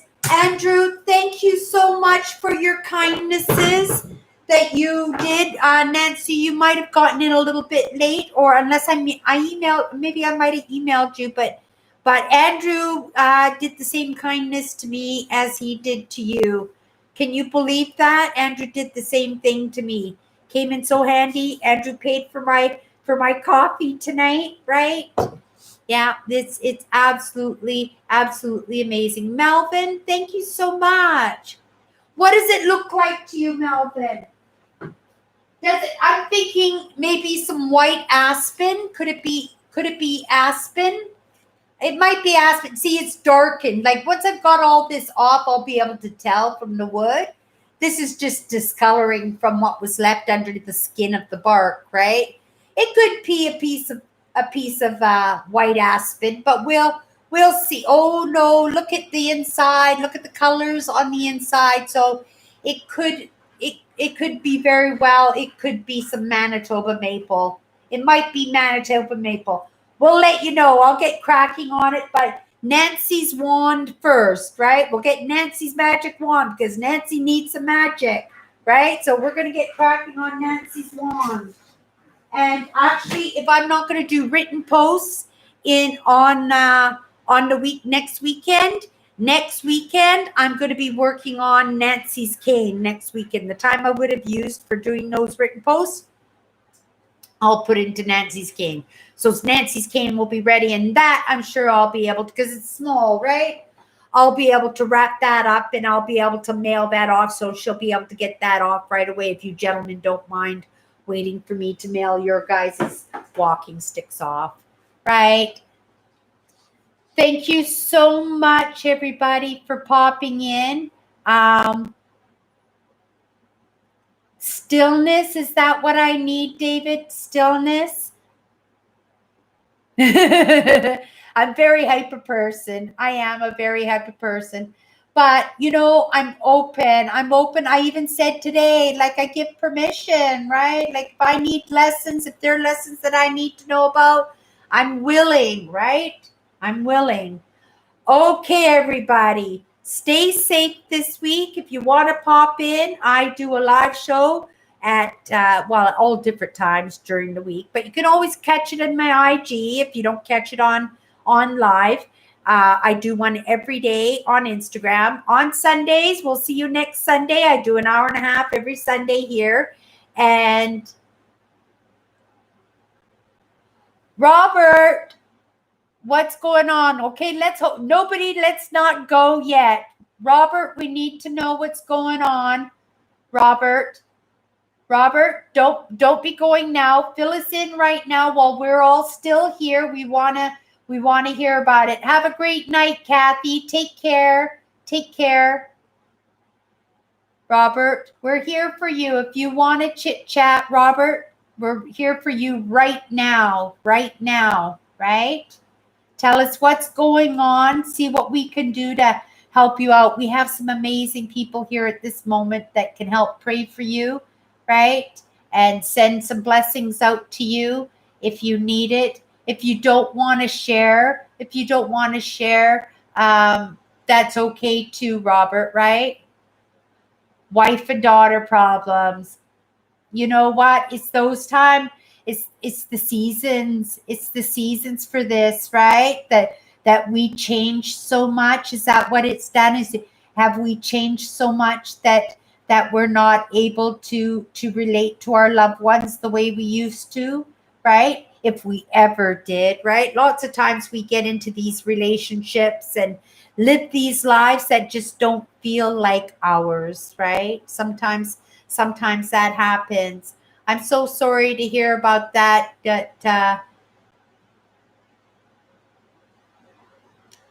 Is that what's been going on? So it's actual bullying that you're getting. They're treating you badly, Robert. So do you want to talk about it? Tell us what they're doing. Are they actually attacking you, or are they actually trying to force you to do things that you don't want to do? Are they just bossing you around? Do they have narcissistic tendencies? Does your wife have some narcissism in her that, I know, Robert, that you've had these problems, right? For the longest time that you felt like an outsider in your own family. I remember you telling us that before, right? You know, Robert, if you want to, if right, David will pray for you. I'm going to pray for you. I'm not big on praying. I ask for things all the time, right? And I talk to whoever's in charge all the time, right? But I never ask for myself. But Robert, this has been going on a long time for you, right? A long time. Like, even in your childhood, when your upbringing, what you had to go through as a child, and then you got married, and then to live your life that way too, right? See, Robert, we're all here for you, Robert. How bad is it right now? How bad is it right now?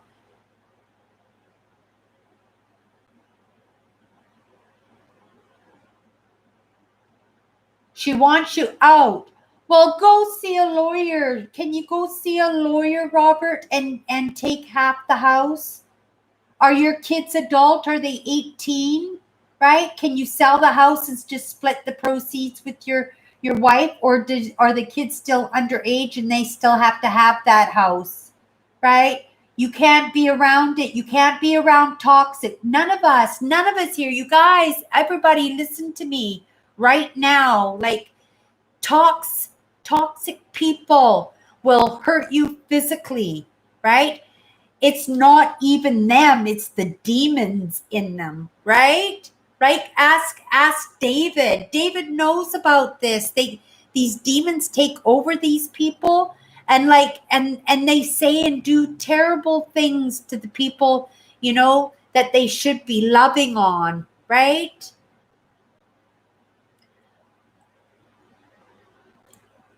Robert, do you have Instagram? Can you contact me through Instagram, and me and you can private talk on Instagram, right?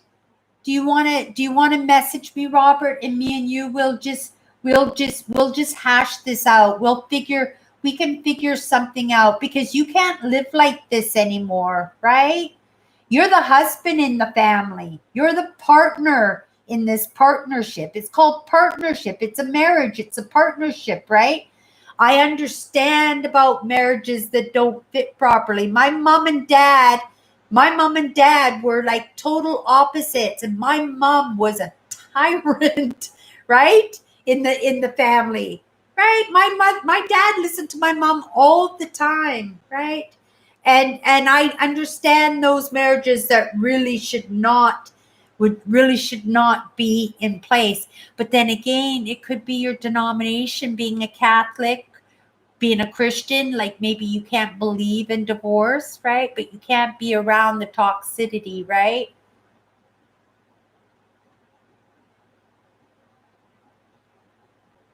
So they're totally taking advantage of you. So they've totally broken down your mindset so that you no longer believe that you're enough. Is that what's happened? That you no longer believe that you're enough, Robert? And that's what has happened now? That you're not able to hold up against being, I know what it's like it's the worst for me when people take sides with each other and I get ganged up, right? When my sisters would take my mom's side, or two sisters would take sides together and come at me, Robert, I'm so sorry to hear that. You can contact me anytime, right? Anytime. Email me, message me through YouTube, Instagram, contact me through Facebook. I'll have your email, and that way we can private talk. If you have Zoom, right, Robert, me and you could do a Zoom call and talk. I would love to have a chit chat with you, Robert, right, and hash this out.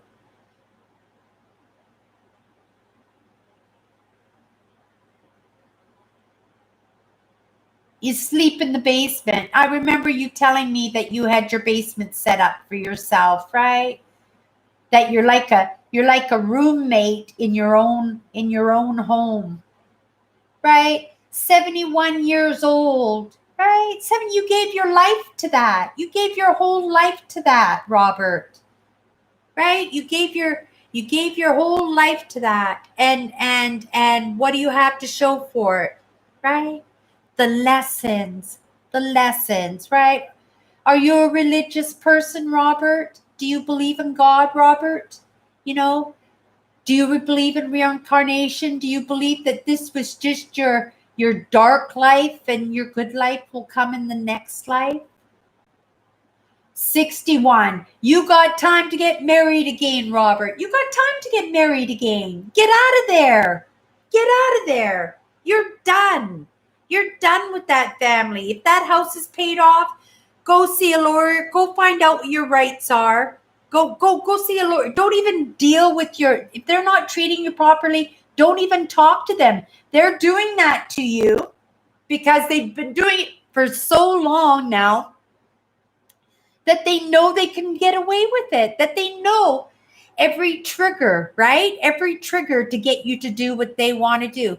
It's like my sister Tracy, right? When I started doing mindset and mindfulness and stuff, right? When I started doing that and she didn't like it, right? She was really worried for me. No fault of her own. She didn't believe in it. She worried for me desperately, and she used every tactic, every mean thing that she could possibly do to get me to change my mind. She would do that, and then she would pop back into my life like a month later just to see if I had had enough, right? Just to see. And you know what? My mind is not going to change, right? It's going to be this way. I'm moving forward, right? I want to advance. I want to do good in the world, right? There's a plan. I don't have to redo my miserable life. Like, I woke up to the way the world is, right? And I woke up to God for a reason, right? For a reason. And it's a good reason. I'm not a bad person, right? You know, there was a time there I thought, well, maybe I'm just the catalyst. Maybe I'm just here. Maybe I just woke up just to bring the virus in. But no, that's not the case, right? Those are just all old souls. Those are all old souls that are about to be reborn, because we need a God army, right? An army that can hold us up so that when we don't want to go to battle, right, that there's enough of us that are good, right, that we can hold up our own, right? Okay, Robert, then, right?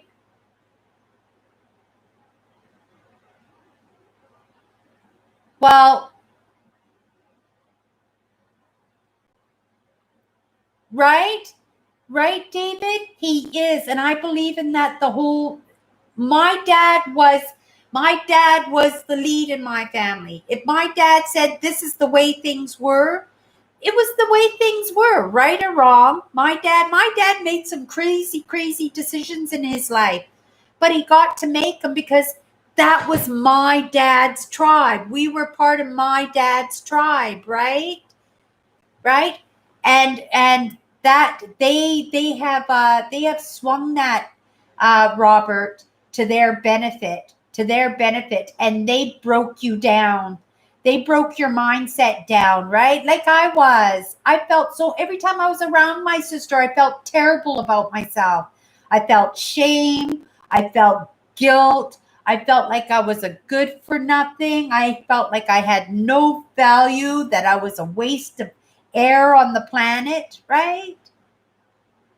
That's what toxic does to you, right? If you did what I did, built to serve, Robert, built to serve. If you could buy any book in the whole world, people, right? If I could recommend a book for people who suffer trauma, right? People who are in the exact same situation as you, Robert, with their marriages falling apart and people's souls or demons rubbing up against you not nicely, or yours not rubbing nicely with theirs, right? This is just the book for you, Built to Serve, right?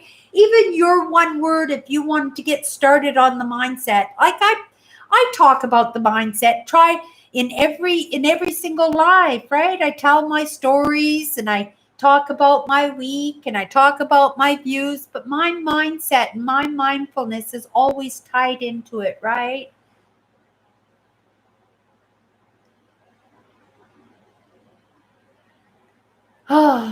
Can you afford? Don't live in your van unless you absolutely have to, Robert. Don't live in your van. But you could find a room in somebody's house, find a roommate, find a senior citizen who's got an extra room in their house, right? An extra room in their house. And then they're offering it for $500 a month.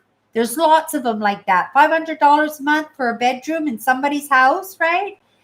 But maybe you could help them with mowing the grass and get some of the rent taken down, right? Maybe you can drive them around grocery shopping or doing the chores, you know, or doing the house cleaning in the house, and then have your room and board forgiven, right? You never know, the person's home that you moved into and got a room in, maybe it turns out to be the love of your life. 61 years old. It's time, Robert, to find the love of your life, right? Isn't it not time? You've wasted enough of your life now, right? You should feel good at this moment and resolute, right? Resolute. I know this has been going on. I remember 2 years ago you telling us this story, Robert, about your wife and your child and how you were living in the basement and didn't have a life and unhappy. And it's the same story right now. We don't want to repeat this story anymore. You want to move on. Just move on a little bit, right? Find some happy for yourself. Find yourself a wife that's going to take good care of you and who's going to love on you, right? Who's going to love on you. You deserve that. We all deserve that little bit of happiness, not just for ourselves, because we're trying to do good for the world. We're all trying to do good for the world, right? And we all take poop. We all take poop, whether we say we don't or not. We all take poop to a certain amount, right? Because we understand that not everybody is at the same level as us. But at the same time, your happiness in this lifetime, try and find a little happiness. Try and find a little happiness for yourself. I'm welcoming you, Robert, to DM me. I would be thrilled to have a chit chat with you. If you want to go live with me on my Instagram, I do a live show every day. Anytime you want to go live with me and we can actually talk this through, right? Magic happens all the time. It's about communicating with each other, right? Right? It's just about being honest, being genuine like you are here, right? It breaks my heart, Robert. It breaks my heart, right?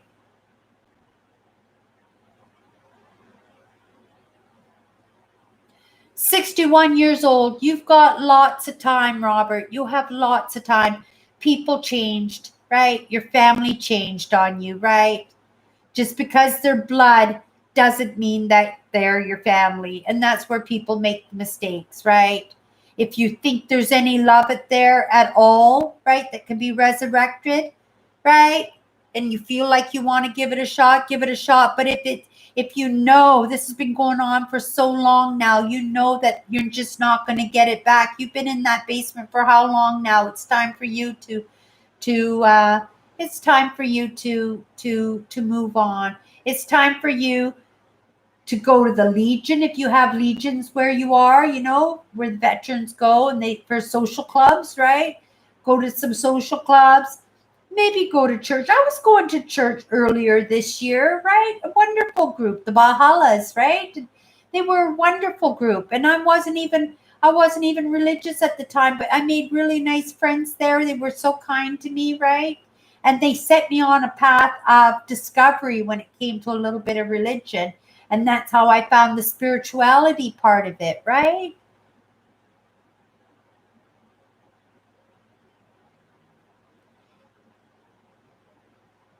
Yeah. Yeah. You have to break the chain. David is 100% right. Right. And he's in touch. He knows. David knows. Right. You can't go with a broken heart. You can't go with a broken heart because you know what? The devil will feel that. The devil will recognize that immediately and come infest your mind and and it will get worse. You need to find your happiness. Now's the time. Okay, Robert, I have to go now, but I want you to contact me, DM me through Instagram, contact me through Facebook. I have tomorrow off. Contact me tomorrow if you want to talk even now, right? If you even want to come right now, I'm up for a few hours. We can talk this through. We can talk. I don't want you to go to bed tonight with no hope at all. With no hope at all. I want you to find that beautiful relationship that you well deserve, right? Because you don't deserve what you're getting on right now, and you have to stand up. That's your household, right? You're the king. That's your castle. You're the king in your castle. You're supposed to be the king in your castle, and somehow somebody's got it into their head that they're going to overthrow you, right? You just don't let that happen, and you fight for your rights. You fight for your 50% so that you have that to take care of yourself. Because if you have another wife, you're going to want to take care of her a little bit, right?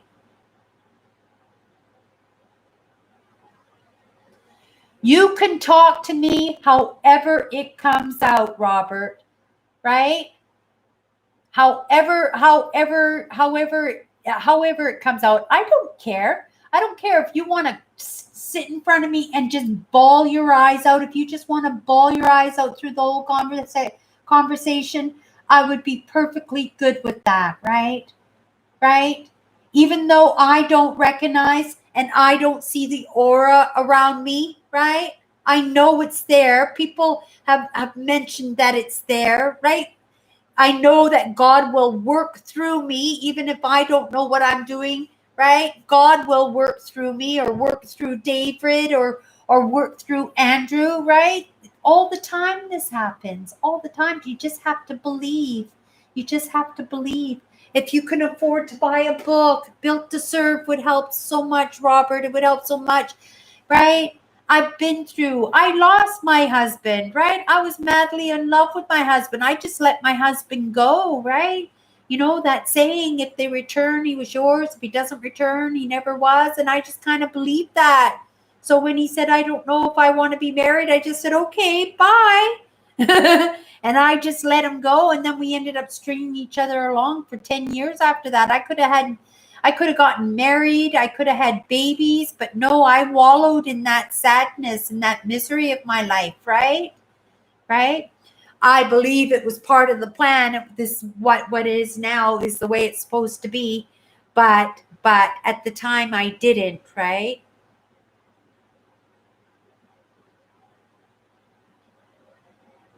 You haven't cried in 50 years, Robert? You need a good cry. Robert, you need a good cry. You need a good cry, Robert. You really do need a good cry. Healing can't help, right? It's talking, it's time, and it's crying. That's what heals old wounds. Nothing else heals old wounds except for time, crying, and talking, right? And you need to do that, even if you do it for yourself, right? But you need to find a little group. Or you need to start getting a coffee shop, right? I know. I'm sorry to hear that, Robert. I'm sorry to hear that you're in that state, right? Oh, Nancy's here. Perfect, Nancy. I'm so glad, right?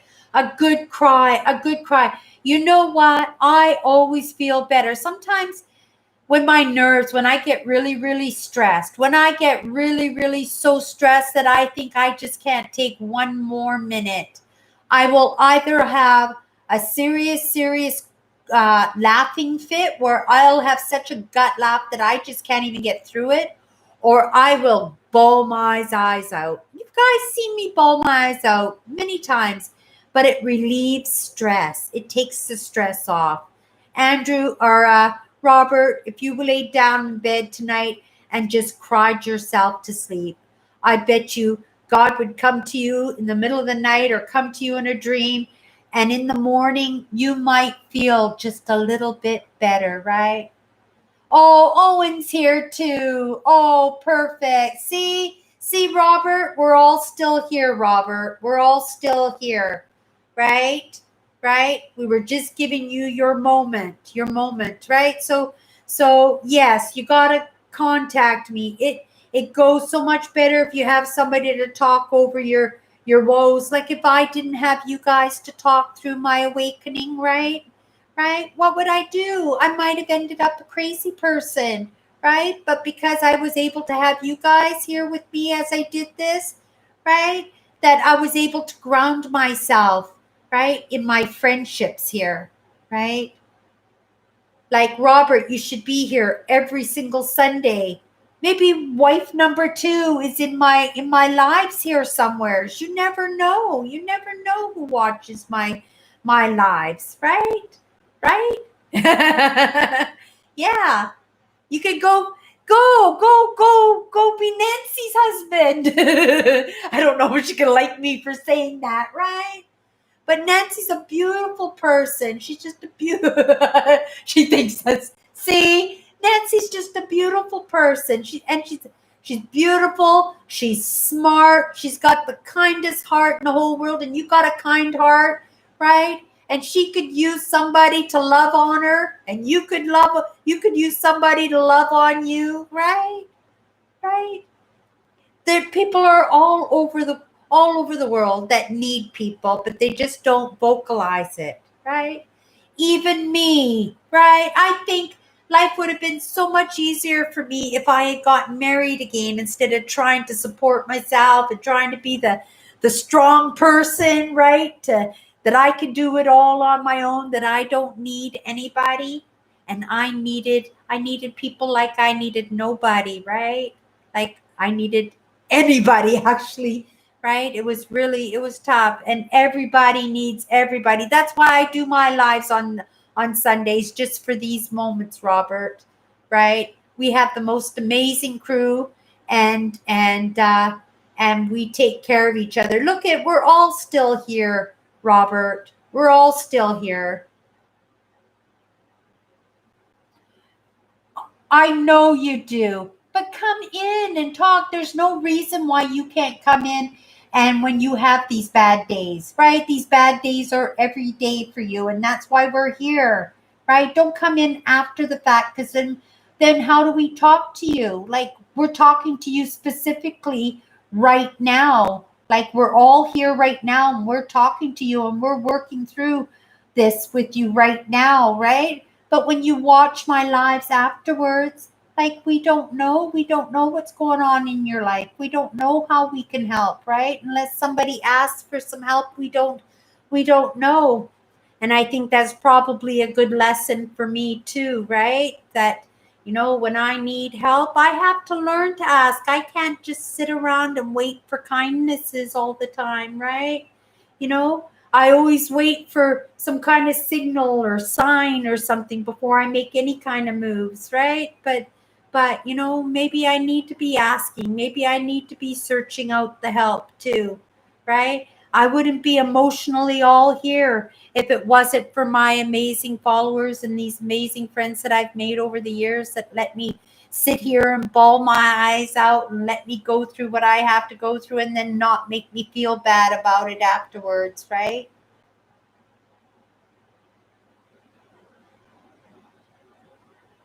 Well, I expect next Sunday, Robert, no ifs, ands, or buts. Next Sunday, I would like to see you here and we're going to really, really delve into it, okay? But in the meantime, if you want to get a hold of me through Zoom or Facebook or Instagram, me and you can chit chat and I don't care. However you get out. If you just want to come online with me and not even say one word, right? Not even I'm going to sit with you. I'll just sit with you through the misery, right? And I will just carry that burden for you. In the meantime, I'm wishing you all the very best, Robert. And I want to thank all of you, Owen, Nancy, David, Andrew, for sticking around and hanging out with me and Robert as we kind of talk through this, right? Right. Have yourself try and have a cry tonight for the first time in 50 years. You deserve to have a good cry. Stop being so tough. They're not letting you be tough. They're not letting you. So why even try to be tough? They're not allowing you to be the man in your own household, right? Right? They're not even letting you let you be the person that you are always meant to be, right? You're not meeting your potential. You're only 61 years old, right? I'm only 58. It's time for us to meet our potentials, right? Who could you have been? Who could you have been with, right? Right? What kind of life could you have had right now, right? If you had made better decisions, if you had gone when you realized that this marriage was sour, and even the children, right? And I understand bad relationships with parents, right? I understand because I had that bad relationship with my mother, right? We didn't get along. Like our whole lives, we didn't get along, right? And it was only in the past year or two before she passed away that I actually built like a fondness for her. Like I don't know if I ever truly loved. Like, maybe it's there, it probably is very, very, very, very deep, right? But that relationship was so damaged. But by the end of it, I was tired of it. I was always already looking towards, making it better. And when she was passing away, and I actually had to be the one to tell her that she was passing away, right? I shouldn't have been that one to do that, right? To have that talk with her, because she knew how I felt and I knew how she felt about me. But after I told her and I had that conversation with her and I rubbed her forehead and I did it as kindly and as heartfelt as I could to let her know that, bygones are bygones. It's all over. It's all forgiven, right? And you do that for your wife and you do that for your children, right? I forgive you, but I'm not living this way anymore. And I'll go see a lawyer. And if you need to contact me through my lawyer. I don't want to be around you guys. Don't touch my stuff. Stay out of my basement. And anything that's yours, you get it down there and you put a lock on that door. And in the meantime, you get out of that household. If you have to live in your van for a couple of weeks or whatever until, you 61 years old, I'm assuming that your pension is coming in, your CPP, so you got enough to get a little one room in somebody's house for $500. Get out of that house. Get out of there now, Robert. Get out of there, right? That's them, right? That's them, right? That's them, right? And they have their own problems, right? They have their own problems. They're unhappy too. You guys' souls are not rubbing each other properly at the same time the way they're supposed to. So as much as you're suffering, they're suffering at the same time too. You need to go to bed, Robert. You need to have the biggest, longest cry. Let it all out. Don't destroy anything. Try not to have the anger. Try to do it with some forgiveness, right? I forgive you guys, but I don't want any part of this anymore, right? Get out of there, right? Listen to Owen there. Listen to Owen. Get out of your house. I don't even want you in the basement. I want you out of that house completely. I want you out of that household. But I don't want you to lose, right? You contributed to that unhappy household, even though it was unhappy. You kept that household going, right? Even though they might have used you or abused you, right? You kept that household going. Don't support it anymore. Don't support it anymore. Get out of there, right?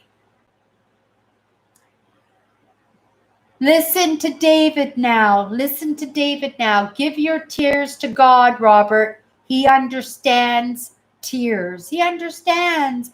I remember when I left my husband and I walked into this apartment for the first time After leaving Edmonton, I never even slept for 2 days, and I got into this apartment. It was so filthy. It was such a hole. I hated it. I hated it here.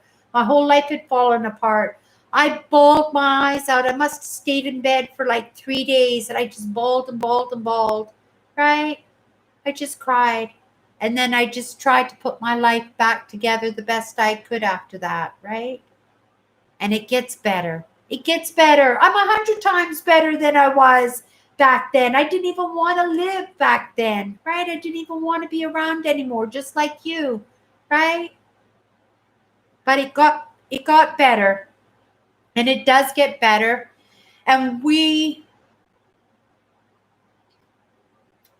just told you what to do. We've just told you what to do. I would find a church is what I would do. I would find a church, not for the fact of religion. I'm not saying to go find God, because you might not be ready to find God yet, Robert. I think maybe you might be headed that way. There may come a point that you may be headed that way. But right now you might not be ready to find God, but you might be ready to go talk to a man of God, right? You might be able to sit down with somebody who's actually talked to other people who have gone through exactly the same thing as you, that might be able to give you some good advice, right? Some good advice. There's no reason why you can't talk to a padre, why you can't talk to a pastor or a reverend, right? They're in the service. That's what they're there for, right? They're there for giving you some guidance, and that's what they do, is they give guidance, some counseling, right? It doesn't have to be, forcing God down your throat if that's not what you want to do, right? It'll come to you naturally. If it's meant to come to you naturally, it's going to come to you naturally, like it has to all of us, right? Okay, Robert, I really am going to go now. If you want to contact me, I'm going to say again, Facebook, Instagram, through my YouTube channel. I don't care. Get a hold of me. I'm happy to chit chat however you want to talk to me, right? If you don't even say one word, I'll be good with that too, right? I'll be good with that too. Thank you so much, everybody, for sticking around and being an ear and a little bit of heart for Robert. My heart's going out to you, Robert. My heart's going out to Robert. And I know David is right. Like, I know David's right? Just cry. Just say I'm crying to whoever might listen to me, who might ever give Robert some peace of mind, to help him make some big decisions. Robert's got to make some big decisions, and he's been saving his strength to fight the battles of others. And instead, we want him to have that strength and that energy put into giving him solutions to help him move on with his life and find the life that he deserves. Okay, everybody. That's it for my live tonight. We're going to call it a night. And everybody, again, thank you so much. And thank you, David, for getting in touch with my spirit guide. Thank you so much for passing that information to me and intervening that way. It gave me some hope, right? I needed to hear that. Thank you so much, everybody. Have a great night, and we'll see you next Wednesday, okay? Take care. Bye-bye.